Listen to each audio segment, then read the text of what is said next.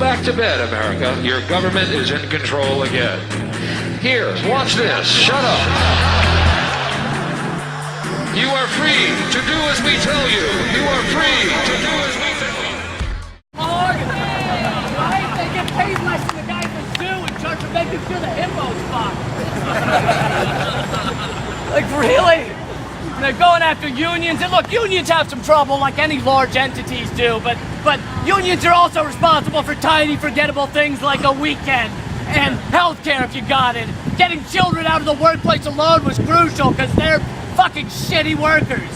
They don't know what they're doing. They're hitting all kinds of buttons on the factory floor, lopping dudes' arms off. You're like, what do you mean, whoopsie? You've worked here 4 years. Since you were 2, you should have this shit down by now. No, and like a living wage should be such an easy debate. I don't give you the worst job, a living wage. Like, I don't give you the worst job. I don't care if your job is cleaning up turds out of the corner of the turd factory. If you work full time, you should be able to feed and clothe your kids. First of all, it's the moral thing to do, right? And secondly, with the size of our kids, none of us want to see them half-clothed. None of us want to see a 10-year-old boy's tits bouncing up and down on a sweaty summer day. Can't we get together as a country and buy that boy some pasties? A couple of socialist nipple tassels, right? We can do it. And our system, the system is set up now to reward evil. I mean, it is. It is set up that way. The perfect example, I know a lot of you guys are fans of the Yes Men, right? They do amazing shit.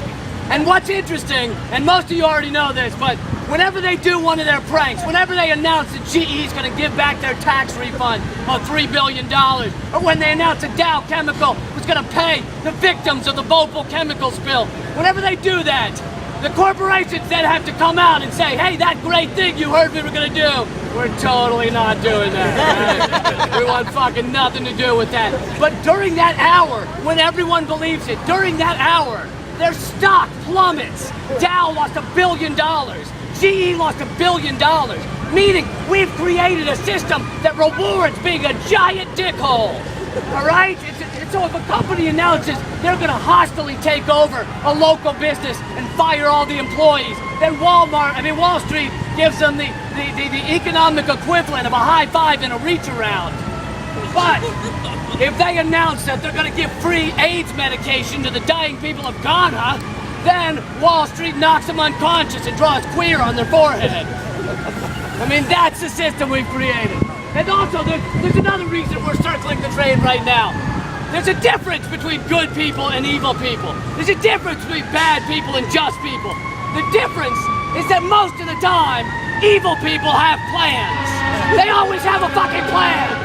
That's what we're doing here, is we're making plans for once. Because most good people have fucking plans. We just stumble through life thinking everybody should treat each other right and play frisbee golf. They have plans and missions and agendas. They have iPad apps and PowerPoint presentations to see just how evil's coming along and whether it needs an evil course correction. So we don't have that shit. We got donuts and Sudoku. It's just donuts and Sudoku. That's it, So, I mean, that's like your plan. I mean, your average person's plan during a day is just to get through life. Meanwhile, Halliburton's plan is to cause a military coup in the sovereign country of Eritrea, a place most people haven't heard of, but they've heard of it because they have maps. They have plans and they have maps, all right? And I'm just saying the good people in this world are never going to make any progress unless we get some fucking office supplies. Is that too much to ask? Just some little shit to fight back. The big things are important. Occupy is incredibly important, but the little things are important too. Like if your job steals your health care, steal their staplers. Just take their fucking staplers. Yeah, I might not get the liver transplant I need, but good luck sticking 2 pieces of paper together. You fart lickers, right? Just little shit. Streak through a board meeting. Slip a photo of your ball sack into the PowerPoint presentation. They're not gonna know whose sack it was. It's hard to film and laugh. Take your family on a vacation to the oil-covered beaches of the Gulf of Mexico. Take a bunch of Christmas card photos, send one to the head of BP, and write, Happy Hanukkah. This oil's lasted more than 8 days. It's a miracle. Just little shit, Take your money out of the big banks, you guys know this, and put it in a little bag, put it in a milk carton, and if you want to feel like you're at a big bank, every time you take money out of the milk carton, flush half of it down the toilet and smack your grandmother. It works. Also, this works too. Go into one of the big banks, say you want to open a business account, and then when you're sitting in that little office with them, just slowly start taking a dump in your pants. Never mention it, maintain eye contact. And just let the smell fill the entire place. If they want to shit on this world, then it's gonna come right back at them. You know, just be a thorn in their side, a wrench in the gear, a herpes sore on their lip. Right? It might not kill them, but a million herpes sores will make them rethink who they're fucking. It'll work. It'll work. Right?